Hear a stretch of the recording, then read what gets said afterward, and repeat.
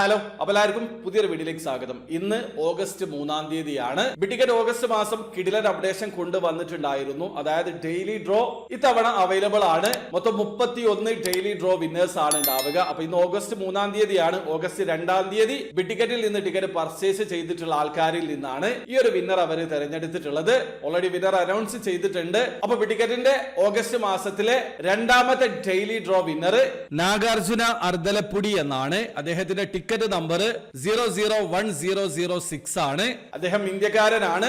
August 2-ാം തീയതിയാണ് ഇദ്ദേഹം ticket purchase ചെയ്തിട്ടുള്ളത്. അപ്പൊ നിങ്ങളാണോ ആ ഒരു കാറ്റഗറിയിൽ വിൻ ചെയ്തത് എന്നുള്ളത് നോക്കി ഉറപ്പ് വരുത്തുക.